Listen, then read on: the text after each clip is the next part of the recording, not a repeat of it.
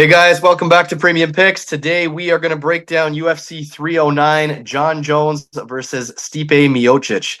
Before we break it down, quick recap of last card. Went 10 for 11 on the picks, hit a few really good parlays. It was a really good week, so let's keep it rolling into this card. And although this card's getting a lot of flack, we're all going to be watching, so let's see where we can make some money here. First fight of the night, we got Veronica Hardy coming in at minus 160 versus Eduarda Moura coming back at plus 130. Yes, Veronica Hardy on this second stint in the UFC has looked a lot better. Sure, she killed Juliana Miller. But honestly, I'm still not overly impressed. I thought last fight she looked like shit. I think if she can't get on top of you, I don't think she's the greatest fighter. I mean, like I said, obviously second stint's been better, but I find myself leaning the dog here, honestly. I think everybody's on Hardy, but I think Moura has a pretty decent chance, to be honest. The only thing that scares me with Eduarda Moura is she has missed weight more than once, and so that gas tank will definitely be questionable in a fight that's probably going to drag on. Like, this fight has overwritten all over it. It's probably a competitive fight, but I do find myself leaning the dog here. So I'm going to go against the grain and I'm going to take Eduarda Moura, probably, and some kind of over for extra value. Not sure if I'm going to bet it yet. I hope the odds go more in Veronica Hardy's favor. So if I can get some big plus odds, I'm definitely stabbing her. For me, it's dog or pass. What do you think? Yeah, the odds won't change too much, I don't think, on this fight. It's pretty close to a pick 'em.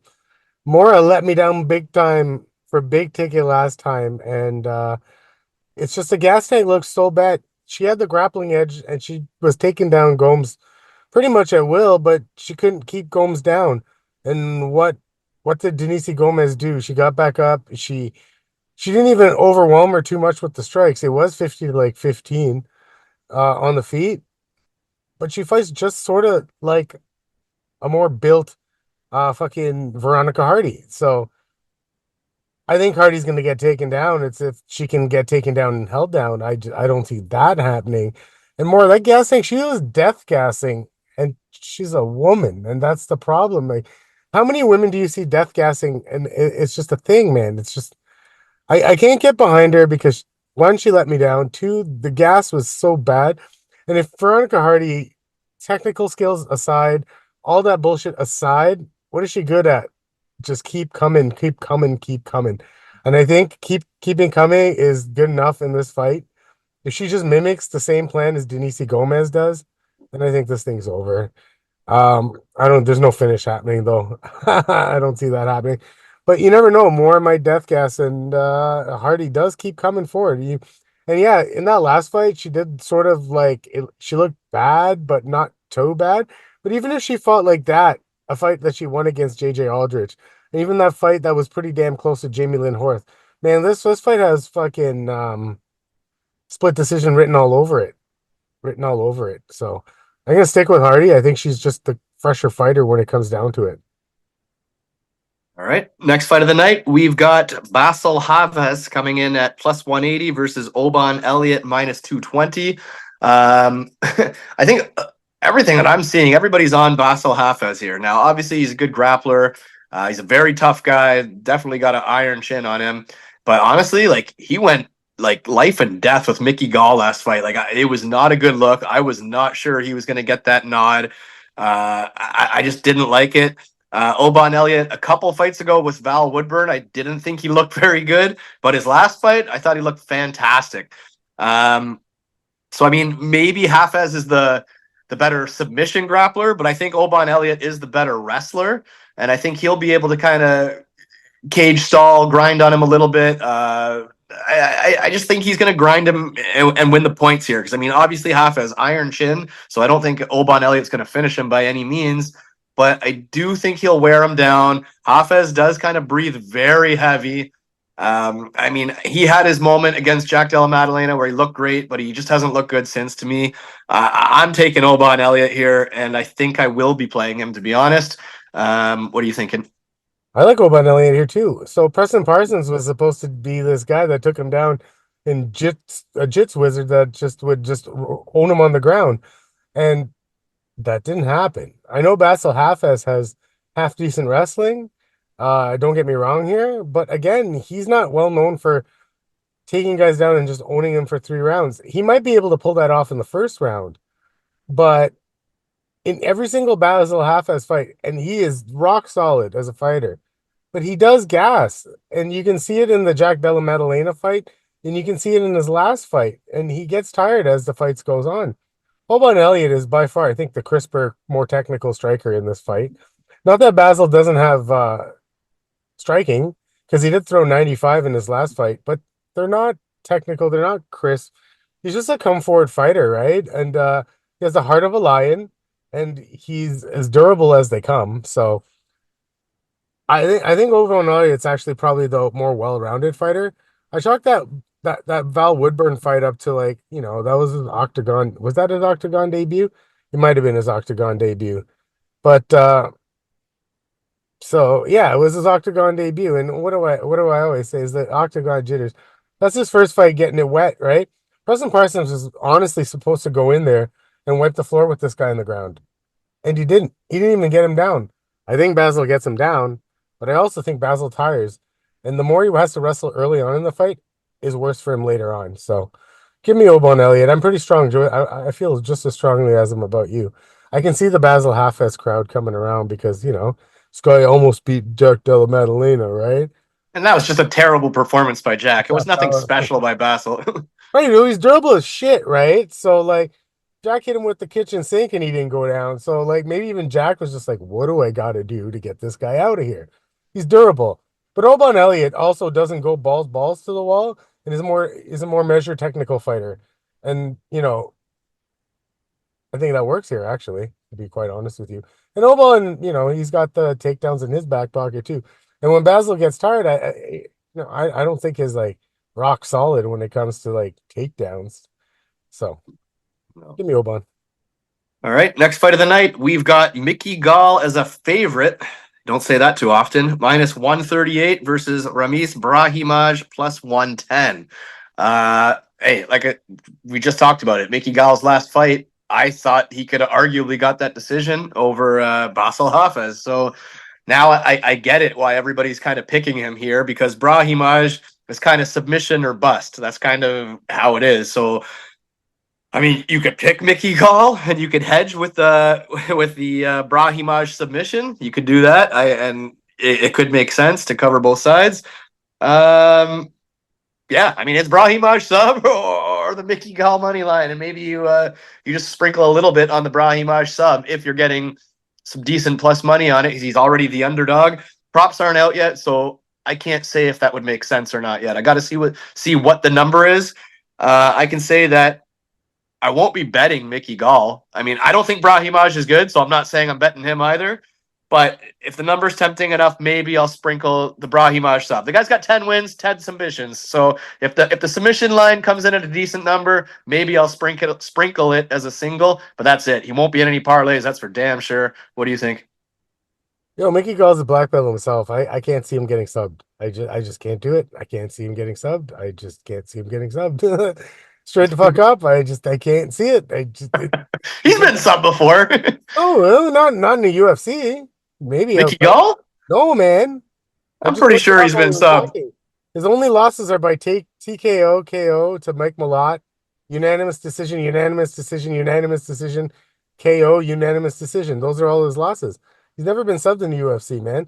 So I can't see a guy. And Brahimaj, his striking is abysmal.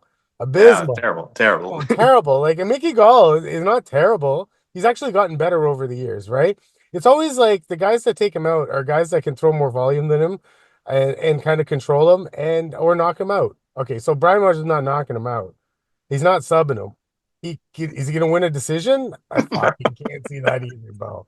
So he'd have to take him down and then control him for 3 rounds. That's what he'd have to do. But also, Brahimaj's gas tank stinks too, right? This is the same guy that had his ear fallen off against Max Griffin, if I remember. Yeah. Right? So I can't see any of that happen. This is less about Gall and more about Brahimaj, right? Give me Mickey by, I think, stoppage. I think he's gonna knock him. This striking is way better, way better, and it's hard for me to even say that. All in all, this fight's probably a pass. But Yeah. yeah, Mickey Gall's striking is on a different realm. Compare, not like he's good. Don't get me wrong, guys. I want to see a comment that say, "Oh, Mickey Gall is like the next best thing." The next is not. But Brahimaj is terrible at striking. Right. All right, fair enough. Next fight of the night, heavyweights. Marcin Tybura coming in at minus 125 as the favorite versus Diniz plus 100 as the kickboxer. Um, I think Tybura either gets knocked out or he takes him down and grinds him out. Maybe submits him. Maybe. Tybura is not exactly the most dangerous guy in the world. I find him more of kind of a grind you out style. I think you're going to know very quickly who wins this fight. You're going to know extremely quickly if he can get the takedown easily. Obviously, we've seen Diniz taken down by, was it Austin Lane took him down of all people? But Austin Lane is a big athletic guy. He's not a good fighter, but he is a big powerhouse. And then he beat Carl. Like, this is how, like, I know a lot of people are probably going to say Tybura all day, takes him down all day, beats him all day. But isn't Carl Williams better than Tybura at wrestling? And he didn't do it. So I know everybody's on Tybura. I find myself leaning towards Diniz. And I totally get it. Total clash of style. So they both have a clear as day path to victory. Clear as day. Diniz could knock him out quickly. He could get grinded out easily and just show terrible takedown defense. Whoever wins this fight probably does so extremely dominantly, put it that way. But I just find myself saying that Carl Williams, as kind of boring and low volume as he can be, is better than Marcin Tybura. I think he is. And he couldn't do it. Or maybe he just had a bad game plan and didn't shoot enough. So I actually find myself leaning Diniz, even though I know very little people are doing that. I find myself on the dog here. What do you think? Nah, I'm on Tybura because I think he could take him down and grind him out. Reminds me sort of that Tai Tuivasa fight with Tybura. Big strong striker takes him down, grinds him out kind of deal. Um, Now the guys that beat Tybura, yeah, are like the Sergey Spivak, someone that can um outgrind him himself or knock him out like Aspinall does, right? So I guess you could say Diniz will knock him out, but Diniz also Tom Aspinall like has the great takedown defense, won't get taken down, you know what I mean? So there's that. So I don't know, man. I really think that I'm not sold on Diniz. I really don't. I'm not sold on his kickboxing. I'm really not sold on his takedown defense, right? So I think this fight's made for Tybura to just grind him out. So obviously, if the stands on the feet, that Diniz is going to knock the shit out of Tybura into the next realm space. I just don't see it. And now Tybura is known to take guys down and grind him out. So if it was to be like, oh, Diniz can just get back up, I feel like once he's down, and it's a wrap, right? I don't. So now the Carl Williams thing that you brought up, I mean, Carl Williams went on the record saying that someone came in and told him not to wrestle that fucking fight. I've heard reports on that shit. So someone came into his thing and said that that's not the way the UFC wants it. Don't wrestle. And yeah, this is what I'm hearing. So he didn't wrestle till the last round when he was getting beat. And even a half gassed, 3/4 gassed Carl Williams was taking down Diniz in the third round, right? And controlling him in that round. He only chose to wrestle in the latter part of that fight. Imagine if he chose at the beginning of that fight, right? So Hmm. it is what it is, man. Interesting. I think the ground games are in two different levels. Oh, 100%. I mean, it's going to answer questions. 100%. There's a clear path, clear as day. See what happens. Next fight of the night, we've got two veterans. We got Jim Miller plus 130 versus Damon Jackson minus 160. I think this is an extremely even and competitive fight. I think all of us are going to get kind of tugged on the heartstrings and want to choose Jim Miller, especially at plus money. When I first saw the line, I was like, oh, slam dunk, Jim Miller. And now I'm kind of shifting towards, he shouldn't tap Damon Jackson. And yes, Damon Jackson's been knocked out. And yes, Jim Miller possesses big power. But, I mean, I don't know. He's small. Is he really going to spark him? I don't know. I look at both their fights against Alex Hernandez. That's a fight where they both recently had the same opponent recently. And obviously Damon Jackson did a much better job. I mean, Jim Miller was competitive, but Jackson won that fight. Um, I think this is an extremely competitive fight. I'm not so sure that I see a knockout here. Um, dare I say Damon Jackson might even be able to take Jim Miller down? I mean, I know Jim Miller's a good grappler, but he's not going to submit him from the bottom. I don't think he's going to submit him, period. And if one guy's on the top and one guy's on the bottom, I almost have to favor the guy on the top to win the decision here. Like I don't know. I was all on Miller. I find myself leaning Damon Jackson right now. I think it's very competitive. I think it's very competitive, and the line reflects that. Right now, I'm undecided. Right now, I'm leaning Damon Jackson. What do you think? I'm leaning Damon Jackson too, unfortunately, and I don't really have a good reason why. I think he's just gonna. If you go look back at one of those Jim Miller fights, the Vince Pichel fight, where he just got put up against the fence and dirty box, just like grinded down, taken down for like three times that fight. Controlled a little bit, got back up. He didn't give him any space to work. Didn't give him any space to land that big right hand. And as the fight progresses, as good as Jim Miller has been, and as good as Jim Miller is, he tends to slow down as the fight goes on. And it was a weird thing. I had him against Alexander Hernandez because I thought Hernandez would be the one that would slow down in that fight.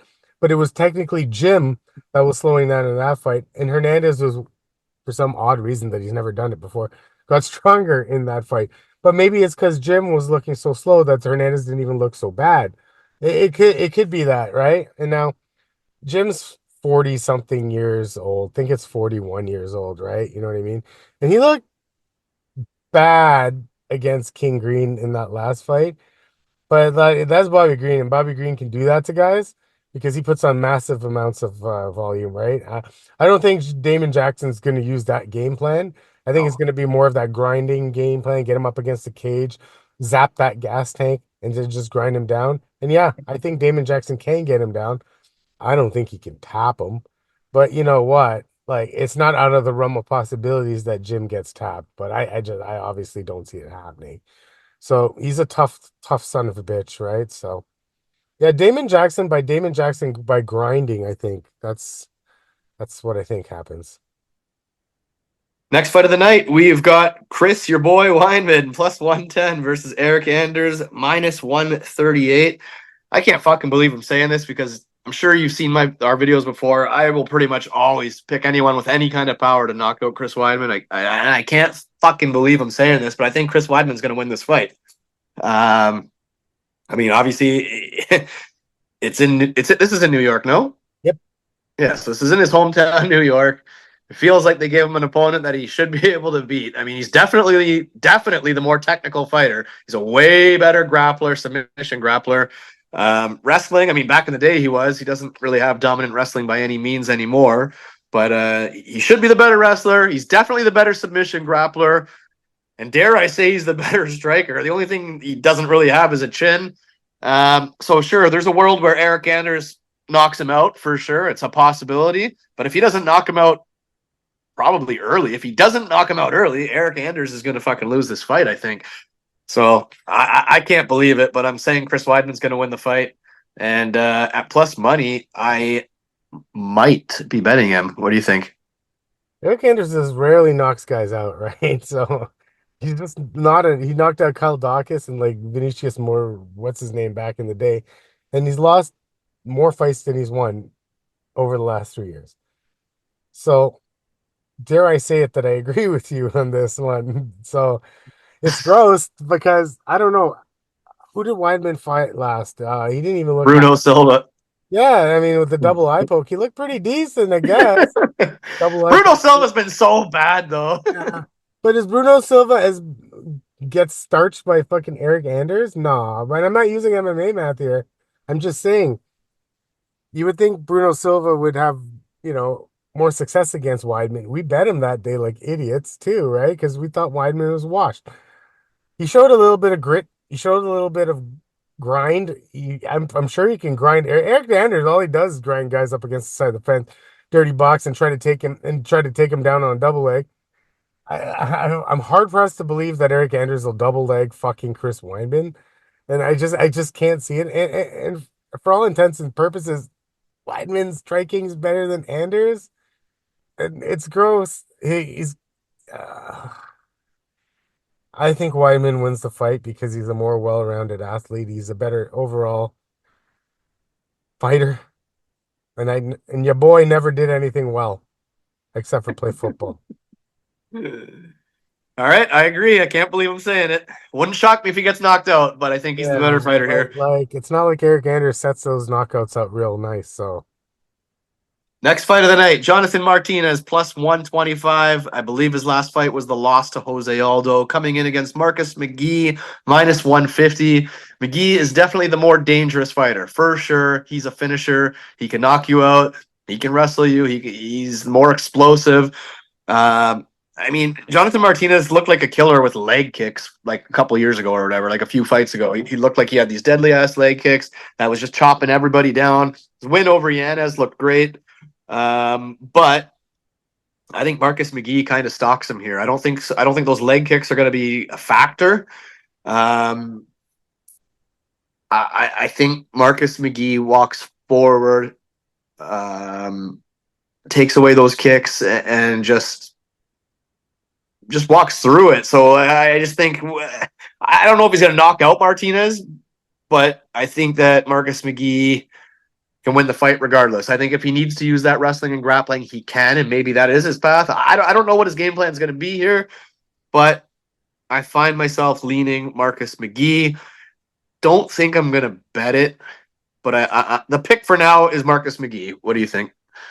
I say him. I think he's the more well-rounded guy here with more ways to win.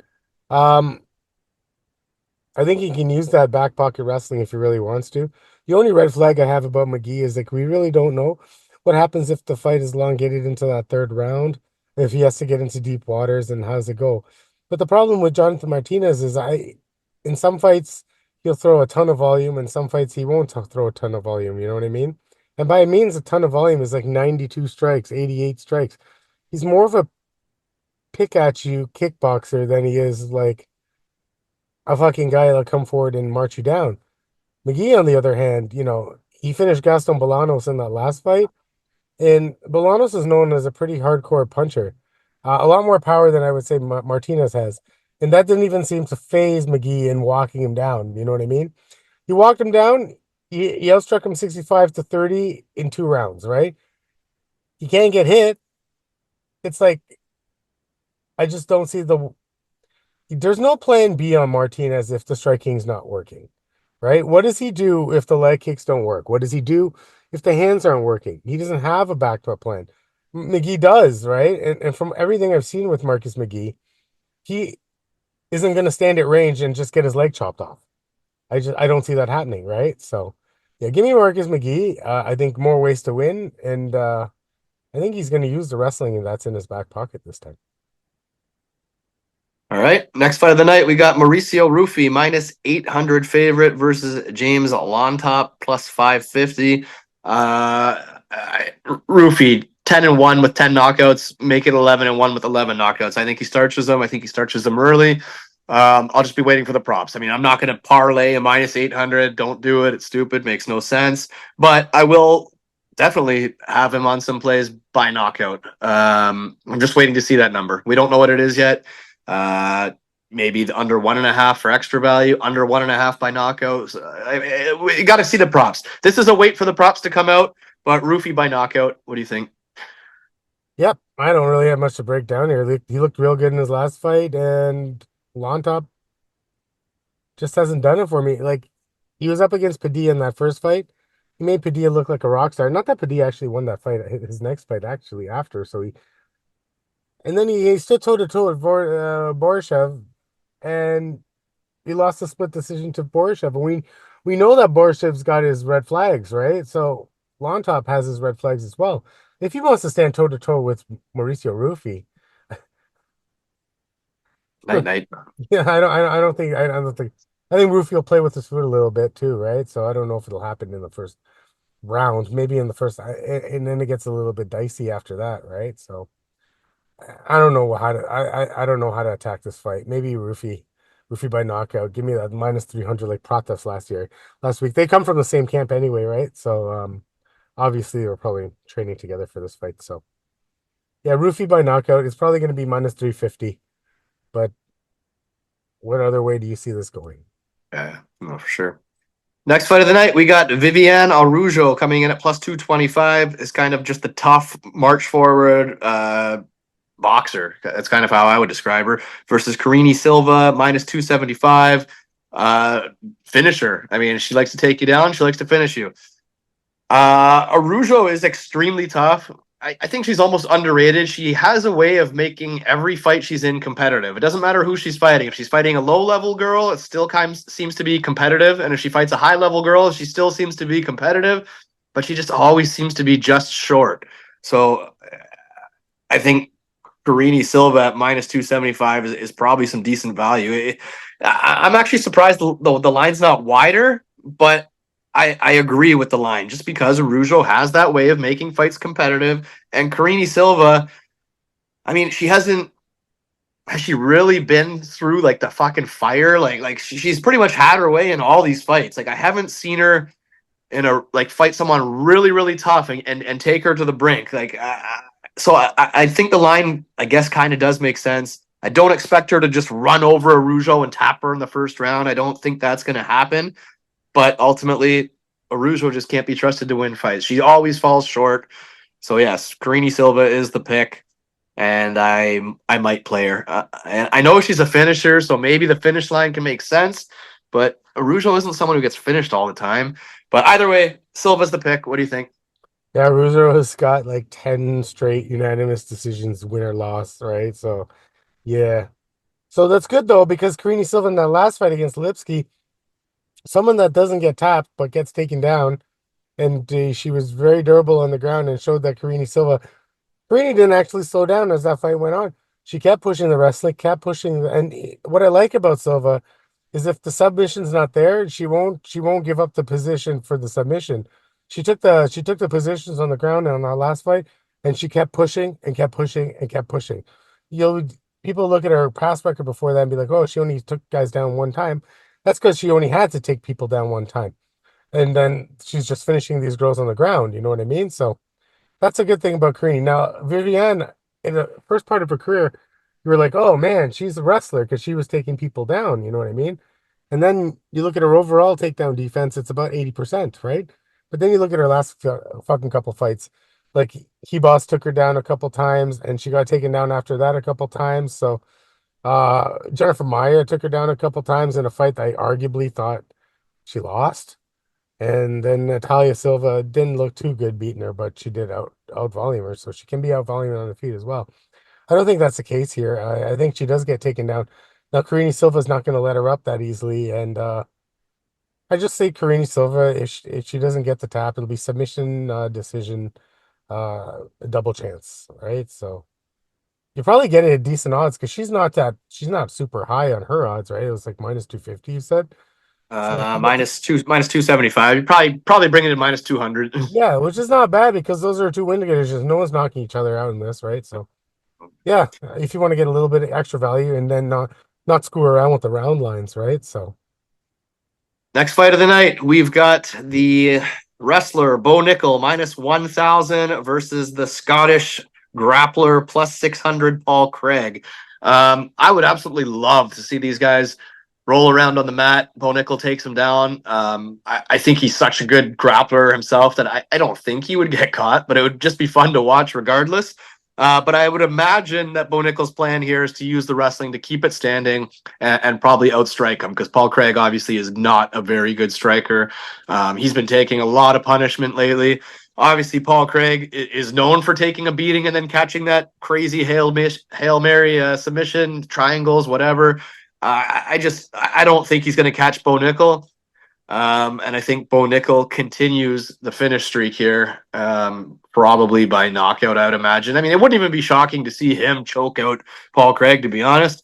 But I think he's going to use his wrestling background to strike. But either way, Bo Nickal's the pick. What do you think? yeah, Bo Nickal's the pick. It's like how do you want to attack the fight, right? Um, what do you think about Bo Nickal's power? Like, I don't know, right? I mean, Paul Craig almost made the 1.5 against Kyle Barallo in that last fight, and that was plus money, right? So I don't know. I I like Bo Nickal. And if the over 1.5 is plus money, I might take it. Probably will be. I might take it. I mean, I don't know if he knocks out Paul Craig like right away. I don't know what kind of power he has. But he doesn't really strike with anybody, but I might be wrong on that one. But if it's good plus money, I might do it. Yeah, I'll be waiting for the props. So you're not betting minus 1,000. You're betting round one or round two or again, yeah, whatever. We'll wait for the props and we'll get back to you on that one. Yeah, man. Next fight of the night: Charles Oliveira minus 275, Michael Chandler plus 225. I'm one of the few guys that I do like Michael Chandler's cringiness. I love Charles Oliveira. You love them. I love them both. I don't want to see either guy lose. Chandler really can't take another knockout loss. Of course, I probably agree. I agree with everybody saying Oliveira is going to knock him out or submit him. I mean, I do agree with that. However, I do think that Chandler does have a chance in round one. I truly do believe that he's always live for a first round knockout. Oliveira generally starts slow and gets cracked once and dropped once until he comes back and finishes you. So I do think Chandler has a chance in round one. I might even sprinkle a Chandler round one knockout, and then I'll hedge it with the Oliveira finish because there's just no way this is going the distance. Chandler doesn't go the distance. Oliveira doesn't go the distance. This is the fight of the night. It's going to be exciting. It is going to be it's going to be high paced. It's going to be crazy for however long it lasts, and it might not be long at all. It probably isn't. I like them both. I totally get the Chandler cringiness. I get it, but I do still like him, and I love Oliveira too. Guy's a legend. Oliveira by finish, but I will hedge with the Chandler first round if that prop's nice enough because I do think he's live. He has a chance for a first round knockout, but just an awesome fight. All the unders. What do you think? Yeah, Oliveira. Yeah, no, yeah. Oliveira guy, but Chandler almost knocked him out in that first fight. If you ever watch it back. Oh yeah. And Oliveira hit him with a check. And is it a check right or left hook? One of those two. Left hook. Left hook, yeah. In the second round, and just like Oliveira has a really good thing like Vitor Belfort used to have, and he really just goes for the kill once he thinks he has you down, right? A lot of fighters will stand back, but Oliveira never fucking gives you a second to breathe. And yeah, I mean, he's the more well-rounded fighter here. And if Michael Chandler wanted to use his wrestling, which he doesn't, he could win. But I have zero. What's the word I'm looking for? He wants to entertain, man. He doesn't fight smart. I got zero. He's not going to do it. His fight IQ says he's going to go stand toe to toe with Charles Oliveira, and if that's the case, I think he's a little bit slower. He has more looping punches. Charles is more technical. And for some God-given reason, Charles Oliveira's got some power that I just don't see how he has it in those skinny-ass arms of his. And he knocks guys out. Maybe because he's so quick and he gets it on the button, but I think he's definitely the more well-rounded guy here with more ways to win. So absolutely. Charles by finish. I don't think it's a sub, actually. I think it's going to be a KO. Chandler's did Poirier tap him out? Maybe he's been tapped once. I feel like he really hasn't been tapped many times. He's been put in some bad positions over the years, and he always seems to kind of survive those. His chin's his weak point. Yeah, but when he gets when Charles really gets guys down, he really tries to overwhelm them before he snaps those things on him. So, all right, that brings us to our main event.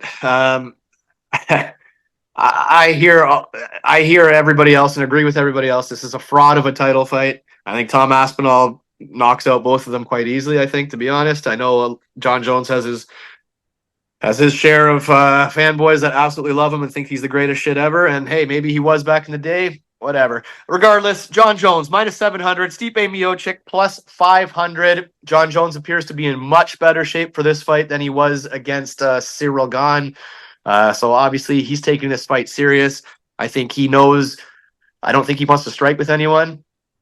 I mean, Miocic is older, so he probably can and not be in too much danger here. I think that's why he's kind of lucky here. Like, I really want to bet against him. I really think that anybody who can keep this fight standing could beat John Jones, but Stipe doesn't even have that huge one-punch knockout power. So how's he going to do it? Like, is he going to outpoint him over 5? Stipe really hasn't looked great in a long time. I mean, Obviously, getting KO'd by Ngannou 4 years ago or whatever. He has whatever. The guy's been gone forever. Got KO'd brutally last fight. Even against Cormier, he didn't look fucking amazing when he won that rematch. So as much as I want to pick Miocic, as much as I think the value's on him, of course, plus 500 as a former heavyweight champion. I mean, he was taken down with ease by. I rewatched that fight, that second Cormier fight, and Cormier took him down easily, like easily. And even Cormier was completely out of shape at that point. So, I mean, I don't see how John Jones doesn't have his way. He's just a faster, fresher, more durable guy.